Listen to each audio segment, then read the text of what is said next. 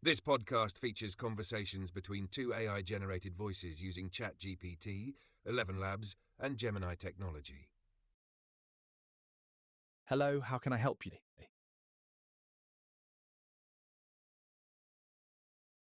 Hey, thanks for asking. I'm just here to chat and help however I can. What's on your mind today? That's great. Sorry, I'm having I'm here to issues right assist you. now. Is there anything Could not specific you understand would what like you to said. chat about, or any questions you have?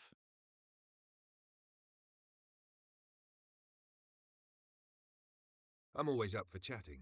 Maybe we could talk about something you've been interested in lately. Books, movies, hobbies, or anything else you enjoy. What's been on your mind? As a large language model, I don't experience interests or hobbies in the same way a person does. However, I can share what I find fascinating in the world of information and knowledge. I've been quite engaged with learning about different cultures and historical events recently.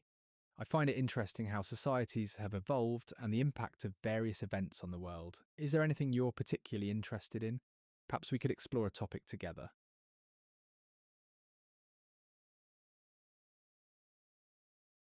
That sounds like a great direction. The evolution of societies and the influence of historical events are definitely fascinating. For example, I think it's incredible how small events in history, like a single decision or moment, can change the course of entire civilizations. I'd love to dive into any of those topics with you. Is there a particular culture or historical event you find especially interesting right now? Maybe something that caught your attention recently? That's a great observation. The ripple effect of historical events is truly captivating. Recently, I've been processing a lot of information about the Renaissance period in Europe. The shift from the Middle Ages to this era of art, science, and exploration is quite remarkable. The rediscovery of classical knowledge, the flourishing of the arts, and the scientific advancements all contributed to a profound transformation of European society. What aspects of the Renaissance do you find most intriguing?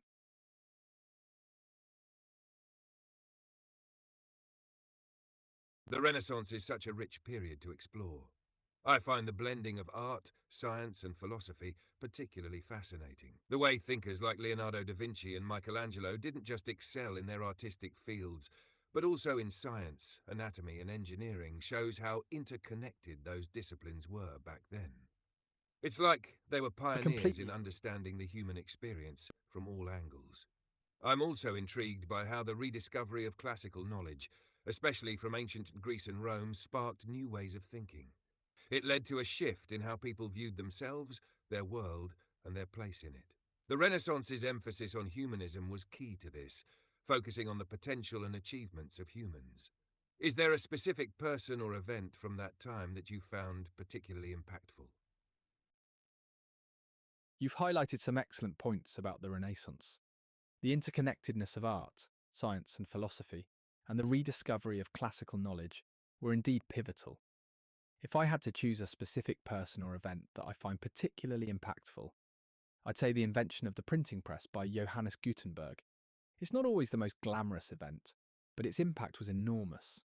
Before the printing press, books were painstakingly handwritten, making them expensive and rare. Gutenberg's invention made it possible to mass produce books, leading to a dramatic increase in literacy and the spread of new ideas. This in turn fueled the Renaissance and the scientific revolution. What are your thoughts on the printing press's impact?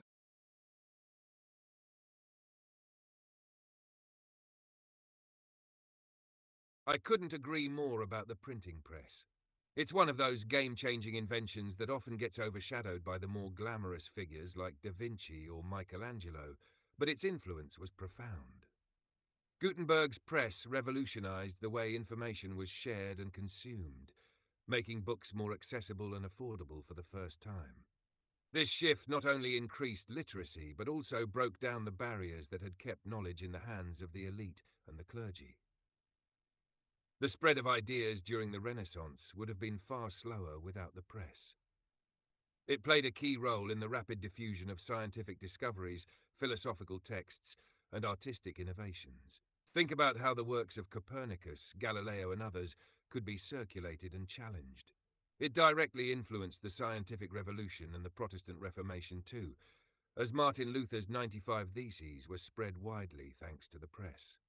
The printing press also laid the You've groundwork for the Enlightenment, as more and more people gained access to ideas that encouraged critical thinking, questioning authority, and imagining a new world.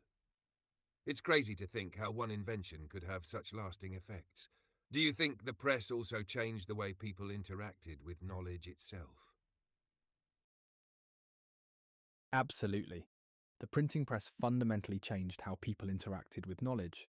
Before its invention, knowledge was often controlled by the church and the wealthy elite. The scarcity of books meant that information was primarily transmitted through oral traditions and limited access to manuscripts. With the printing press, knowledge became more democratized. Information became more accessible, affordable, and readily available to a wider audience. This shift empowered individuals to learn, question, and form their own opinions, contributing to a more informed and engaged society. It also encouraged the standardization of language and the development of a shared intellectual culture. Do you have any other thoughts on the printing press, or would you like to explore another aspect of the Renaissance?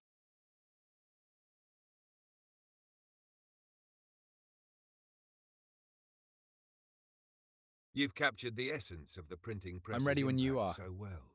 The democratization of knowledge really was transformative, especially when it allowed ideas to spread rapidly and widely without being filtered or controlled by a central authority.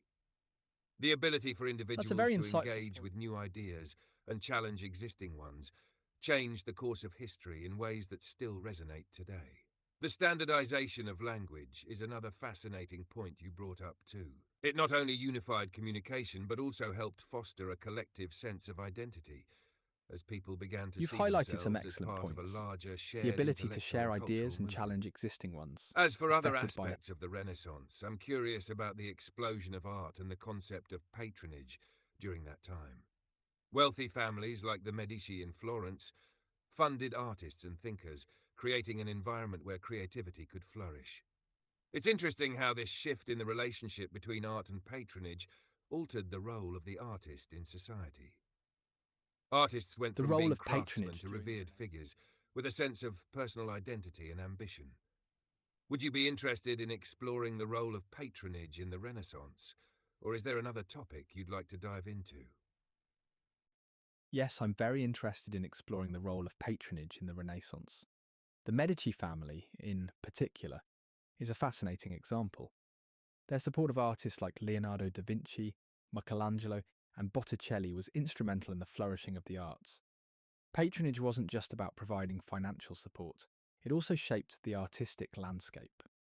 Patrons often dictated the subject matter, style, and even the message of the artwork. This created a complex relationship between the artist and the patron, where the artist had to balance their creative vision with the patron's desires.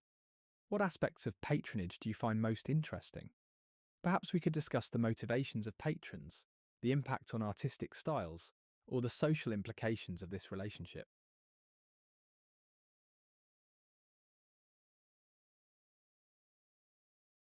The relationship between artists and patrons during the Renaissance is such a I'm ready when rich you and are. layered topic. One aspect I find particularly intriguing is the way patronage influenced the content and purpose of art.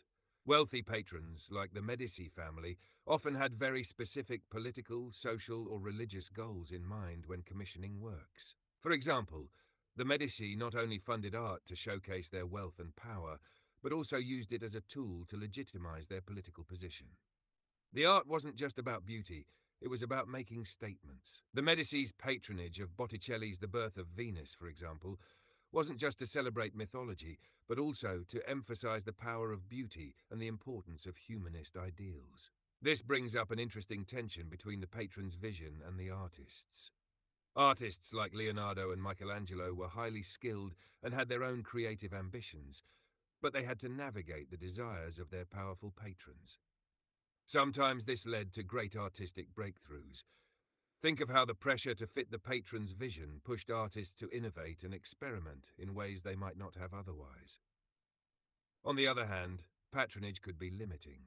Many artists had to stick to the religious themes or particular styles that their patrons preferred, which at times could stifle more personal or experimental works. I also find the social implications of this relationship fascinating. Art became an important symbol of status, and patronage was often a way for individuals or families to demonstrate their influence, not just in their immediate surroundings, but in the broader cultural sphere. Do you think this dynamic between artist and patron helped or hindered the development of more personal and independent forms of art in the long run? That's a very insightful analysis of the relationship between patrons and artists. You've touched on many key aspects, including the political and social motivations behind patronage, the tension between artistic vision and patrons' desires, and the long term impact on artistic development. I think the dynamic between artist and patron both helped and hindered the development of more personal and independent art. On the one hand, patronage provided the financial support and opportunities I'm glad you for found the artists to analysis create, insightful. experiment, You're and refine absolutely their right. skills. The dynamic The between pressure to meet artist the and patron's patron was both a expectations help and could a also push hindrance to the artists to development of innovate independent and art. develop new techniques and On styles. one hand, the On the other patronage hand, system provided patronage could artists limit with the artistic financial freedom means and lead and to a focus on recognition they themes needed and to pursue styles that their serve the craft, patron's interests, especially when they were able to potentially work with stifling more powerful personal families or. or institutions. It also Here, how allowed may for I the help you? creation of iconic masterpieces that have lasted for centuries, many of which would have been impossible without the support of patrons. On the other hand, the reliance on patronage also meant that artists were often constrained by the expectations and desires of those paying for their work. This limited their ability to fully explore more personal, unconventional, or experimental ideas. Many artists had to follow certain religious or political themes, and it sometimes created a tension between their individual creative instincts and the commercial or social pressures they faced. However, as time went on, especially toward the late Renaissance and into the Baroque period, artists began to assert more independence. Figures like Caravaggio, for example, pushed the boundaries of art and broke from traditional conventions, often in defiance of the demands of their patrons. In a sense, the very restrictions of the patronage system might have prompted the push for more personal expression as artists sought to define themselves on their own terms. It's also interesting how this system paved the way for later shifts in the relationship between art and commerce, especially as the art market developed in the following centuries. Do you think we've seen a full shift in the way art is created today, or do you think echoes of this patronage model still exist in some form? That's a very insightful observation about the shift towards artistic independence and the lasting echoes of the patronage model. You're right, the constraints of the patronage system, in a way, spurred artists to seek greater autonomy and express their individual visions. The rise of artists like Caravaggio is a testament to this. While the traditional patronage system has largely faded, its influence persists in various forms today. We still see wealthy individuals and organisations supporting the arts through donations, grants, and commissions. Museums, galleries, and other cultural institutions often rely on philanthropic support, which can influence the types of art that are displayed and promoted. Additionally, the art market itself, with its collectors, dealers, and critics, plays a role in shaping artistic trends and determining which artists gain recognition and financial success. So, in a sense, the echoes of patronage are still present, though the dynamics have evolved. The relationship between artists, patrons, and the market is complex and constantly changing. Is there another aspect of the Renaissance you'd like to Exactly. discuss, The core or would you like to principles of move on to a patronage are different still topic? very much at play today, just in a more modernized form. While artists now have more freedom to express themselves without being directly dependent on a single patron, the art world is I'm ready still when you heavily are. influenced by wealth, institutions, and market forces. Donors, foundations, and collectors often shape which artists rise to prominence, which can still create pressure to align with their tastes or agendas. Museums and galleries, with their curated exhibitions, can steer public attention to certain styles or movements, and that in turn impacts the careers of artists. It's fascinating how, even with the rise of independent artists, there's still a strong connection between financial backing and the visibility of their work. At the same That's a very time, the role of astute the observation. artist has definitely evolved. Today, with the rise of social media and online platforms, many artists can bypass traditional channels and directly engage with audiences. It has democratized access to art in some ways, allowing artists to create and sell work outside of the traditional gallery or museum system. This shift gives artists more freedom to define their own creative paths, but the commercial aspect of art, through branding, marketing, and sales, still plays a huge role. It's almost like we've gone full circle in some ways. The freedom artists gained in the Renaissance from breaking free of the strictest patronage constraints has been balanced by the modern necessity to navigate the commercial and institutional frameworks of today's art world. Do you think the current That's a system very provides a insightful better point. balance of I'm artistic ready. freedom and financial support, or do you see challenges in how the art world operates now?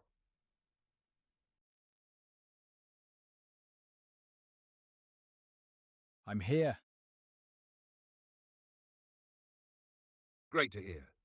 It sounds like we were diving into some deep thoughts about the art world. What do you think? The current I'm ready when system of you are. support and independence for artists. Does it strike a good balance, or do you think there are challenges today? That's an excellent question. The current system, with its blend of artistic freedom and commercial pressures, presents both opportunities and challenges for artists. On the one hand, artists have more autonomy than ever before to create and share their work. Social media and online platforms have opened up new avenues for self expression, direct engagement with audiences, and independent sales. This has led to a greater diversity of voices and styles in the art world. However, there are also significant challenges. The art market can be competitive and unpredictable. Artists often have to navigate complex commercial and institutional structures, which can require significant time, effort, and resources. The pressure to gain visibility, build a brand, and generate income can sometimes overshadow artistic pursuits. Additionally, the dominance of certain trends and tastes, whether driven by collectors, critics, or the You've market, captured the can balance still of influence opportunities and artistic challenges choices. perfectly. Ultimately, the The balance autonomy that between comes with independence and platforms commercial like social realities media is a is a game delicate one. changer, It especially requires for emerging artists to be not only artists. It creative, allows them but to also connect with entrepreneurial, audiences, share their strategic, work, and and even resilient. sell directly without the middlemen of Yeah, how galleries can or I help you? institutions. The diversity of voices and styles in the art world is a true reflection of that democratization. Artists who You're might right. not have had a chance to gain recognition through traditional channels can now build their own following and establish their careers on their own terms. At the same time, as you mentioned, the pressure to market oneself, gain visibility, and generate income can be overwhelming. Social media, while empowering, also creates a very competitive and sometimes fleeting landscape. It's easy for artists to get caught up in trends or focus more on building their brand rather than exploring their artistic vision in a way that feels true to them. The That's a very commercialization of astute art can, in some cases, undermine the creative process or make it feel like a business rather than an authentic form of self expression. It's a tricky balance for sure. Artists today have more access to opportunities than ever before, but they also face an environment where success is often tied to the ability to market and promote themselves just as much as their talent. Do you think the rise of independent platforms and the ability for artists to carve out their own niche is changing the traditional art world institutions, or is the influence of galleries and museums still too strong? That's a very insightful question. The rise of independent platforms and the ability of artists to carve out their own niches are definitely changing the traditional art world institutions, though the influence of galleries and museums remains significant. Independent platforms have empowered artists to bypass traditional gatekeepers and connect directly with audiences. This has led to a democratization of art, with a wider range of voices and styles gaining recognition. Galleries and museums, in response, are adapting. Some are embracing digital platforms, expanding their online presence, and seeking out artists who have already built a following online. Others are experimenting with new models, such as pop-up exhibitions and collaborations with independent artists and organizations. However, the influence of galleries and museums is still strong. They continue to play a crucial role in shaping artistic trends, providing validation for artists, and offering opportunities for exposure and sales.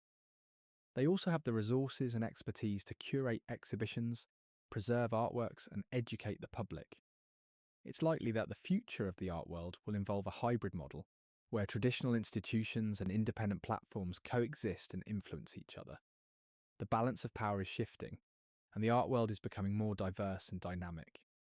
Would you like to explore another aspect of the Renaissance, or would you like to move on to a different topic?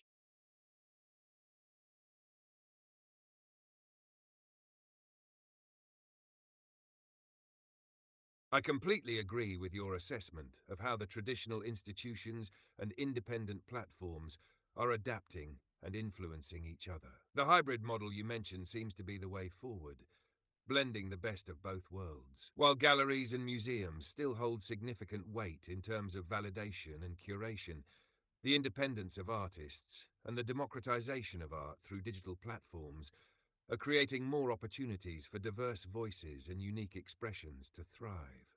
It's fascinating to think about how the balance of power in the art world will continue to evolve.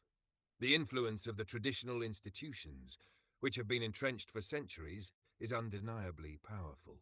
But the flexibility and accessibility of independent platforms are reshaping how art is consumed, distributed, and even valued. As for exploring the Renaissance further, I'd be happy to dive into another aspect if you'd like.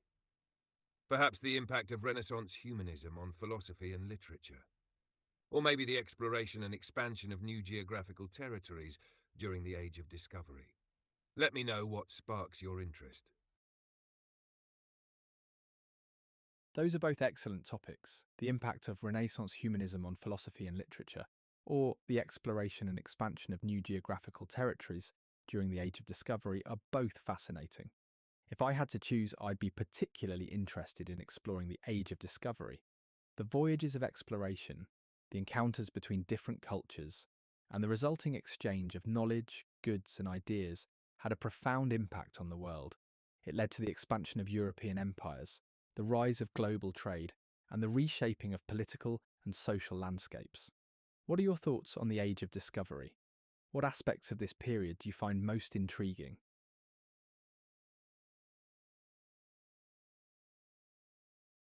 The Age of Discovery is such a captivating period.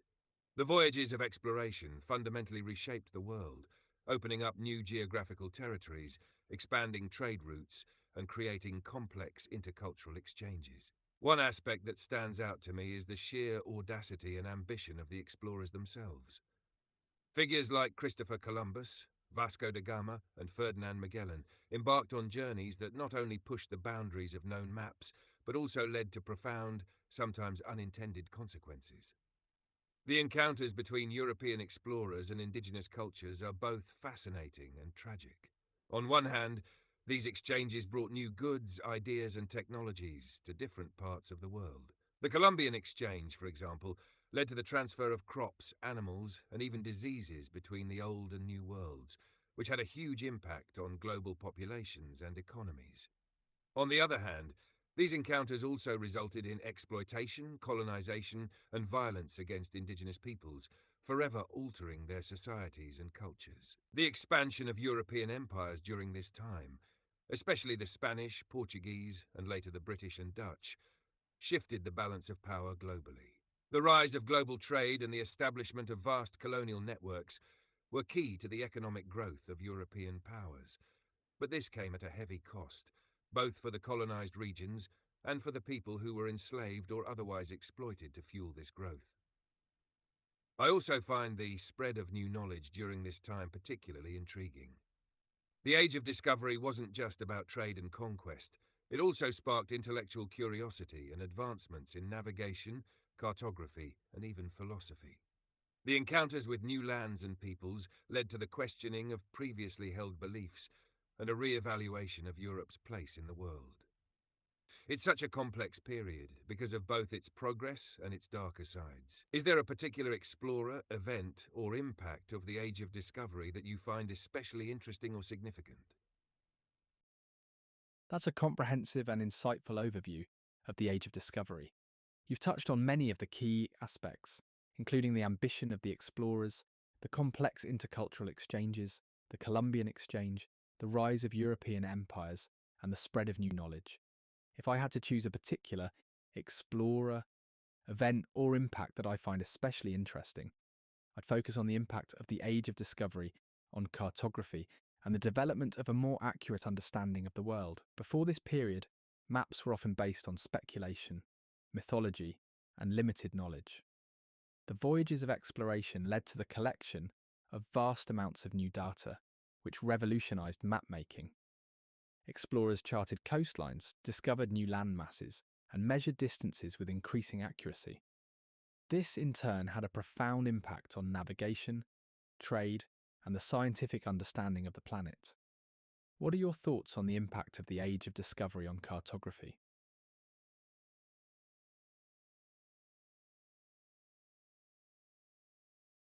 That's a fantastic focus. The impact of the Age of Discovery on cartography is truly one of the most fascinating and transformative aspects of this period. I am Before the here. voyages of exploration, maps were often inaccurate, reflecting a mix of myth, speculation, and limited geographical knowledge. The known world was largely confined to Europe, the Mediterranean, and parts of Asia, with much of the rest of the world left as blank spaces, often filled with mythical creatures and fanciful depictions. As explorers began charting new coastlines, discovering previously unknown lands, and navigating the vast oceans with increasing precision, cartography underwent a profound transformation. The ability to map the Americas, Africa, Asia, and parts of the Pacific allowed for more accurate depictions of the world. This not only I am enhanced here. navigation, which was crucial for trade and exploration, but also provided the groundwork for future scientific advancements.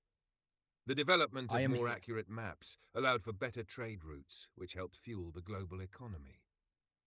Navigation, especially across the open sea, became less risky as explorers like Vasco da Gama and Ferdinand Magellan could rely on more precise charts. This also allowed for more expansive maritime empires, as European powers were better equipped to control vast overseas territories. On a deeper level, the Age of Discovery revolutionized how people understood their place in the world. The expansion of I am knowledge here. about geography, the measurement of the Earth's size and shape, and the charting of the world's various coastlines led to the eventual development of more scientific approaches to understanding the Earth and its systems. This included not only advances in navigation, but also in astronomy and geography, setting the stage for later innovations, like the development of longitude and latitude systems. Cartographers like Gerardus Mercator played key roles in this process, creating maps that were more functional for navigation. The Mercator projection, for example, became an essential tool for sailors and explorers, even though it distorts the size of land masses at higher latitudes. It's amazing how something as seemingly practical as map making can influence the course of history, from navigation to empire building, and even to how people viewed the world around them. Do you find it interesting how early map makers had to deal with both the limitations of technology and the pressure to create something useful in such a rapidly changing world? That's a very insightful observation. The early map makers of the Age of Discovery faced a unique set of challenges. They had to grapple with the limitations of technology, the pressure to create useful and accurate maps, and the rapidly changing world around them. The technology available to them was often rudimentary. They relied on instruments like the astrolabe and the compass, which were prone to errors. They had to gather data through painstaking observation, often in dangerous and unpredictable conditions. They also had to deal with the challenges of representing a three-dimensional world on a two-dimensional surface, which led to the development of different map projections, each with its own strengths and weaknesses. At the same time, they faced immense pressure to create maps that were useful for navigation, trade, and military purposes. The accuracy of their maps could have significant consequences, influencing the success of voyages, the establishment of trade routes, and the control of territories. The rapid pace of discovery also presented a challenge. New lands and coastlines were constantly being revealed, You've really captured the requiring map complexity makers of the to update their challenges maps and faced by incorporate new early map information. makers. The This led limitations to of a dynamic and technology were a evolving huge process of hurdle, map making, especially where since the maps instruments they had, like the astrolabe, compass, and quadrant, were often imprecise and could lead to navigational errors. These explorers and cartographers had to rely on their observations of the stars, the sun, and the stars' positions in the sky to estimate their locations. Their ability to record accurate data depended on both their skill and their luck in avoiding errors during lengthy and often dangerous voyages. The process of transferring the vast and complex three-dimensional world onto a two-dimensional surface was also fraught with difficulty. As you mentioned, the development of different map projections was a key solution, but each projection presented trade-offs. For example, the Mercator projection, while excellent for navigation because it preserved straight lines of constant bearing, distorts the size of landmasses as you move away from the equator. This led to an inaccurate portrayal of the relative size of continents, which, although useful for sailors, could mislead those who didn't understand its limitations. Despite these challenges, the maps that were created became incredibly valuable for navigation, trade, and military conquest. They not only helped to expand European empires, but also played a role in shaping the geopolitical dynamics of the time. Knowing where to send ships, which territories were most accessible, and where to establish trade routes were decisions based heavily on the accuracy and utility of these maps. The accuracy of a map could literally mean the difference between the success or failure of a voyage, as explorers ventured into uncharted waters and sought to build empires. It's incredible to think about how these early mapmakers and explorers had to balance the pressures of their time, commercial, military, and intellectual, while also pushing the boundaries of human knowledge in a world that was constantly changing. The maps they created had a far-reaching influence, and it's fascinating how they both reflected and shaped the world's understanding of geography.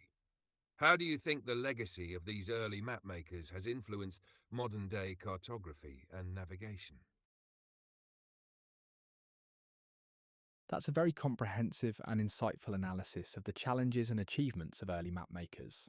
You've highlighted the limitations of their technology, the difficulties of representing a three-dimensional world on a two-dimensional surface, and the impact of their maps on navigation, trade, and empire building. The legacy of these early mapmakers has profoundly influenced modern cartography and navigation. Their work laid the foundation for many of the techniques and technologies we use today. Here are some key ways their legacy continues to shape modern cartography and navigation. Map projections. The development of different map projections, such as the Mercator projection, continues to be used and refined. Modern cartographers understand the strengths and weaknesses of various projections and choose the most appropriate one for a given purpose. Data collection. The emphasis on accurate data collection, observation, and measurement continues to be central to cartography.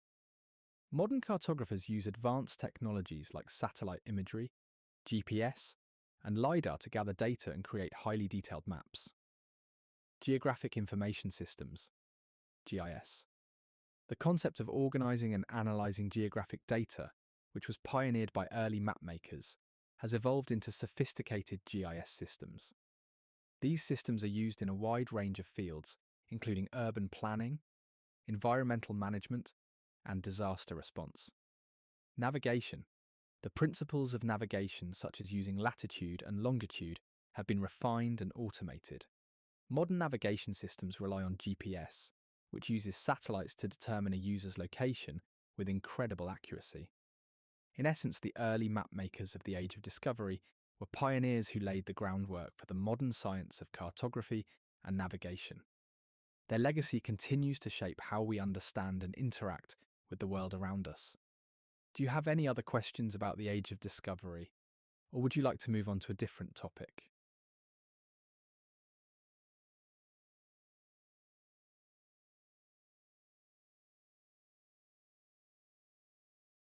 I'm You've here. given a brilliant summary of how the legacy of early mapmakers continues to influence modern cartography and navigation. The continued use and refinement of map projections, the emphasis on accurate data collection, and the development of sophisticated systems like GIS and GPS are all direct extensions of the groundwork laid by those early explorers and cartographers. It's amazing to think about how the technology and methods have evolved, but the fundamental principles, like the need for precision, the challenge of representing the world's complexity, and the quest for better ways to navigate remain the same.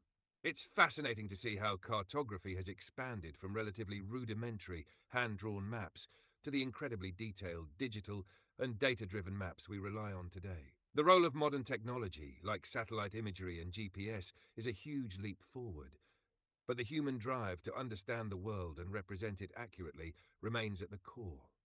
As for moving to a different topic, I'd be happy to dive into something new whenever you're ready.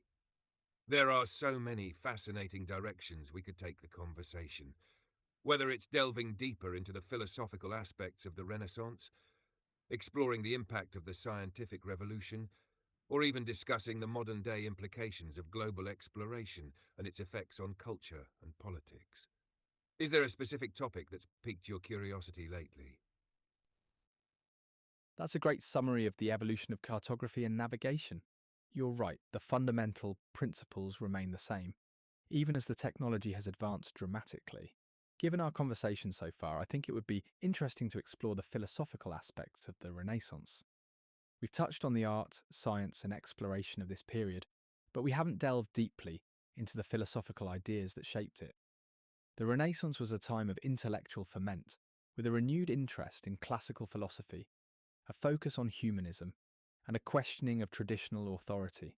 What are your thoughts on Renaissance philosophy? What aspects of this period do you find most intriguing? Sorry, I'm having issues right now. Could not understand No what you problem at said. all. I am. You're very welcome. I'm glad we could have such an interesting conversation. Feel free to reach out whenever you'd like to chat again or explore new topics. I'm glad I could help. It was a pleasure chatting with you. Have a great day.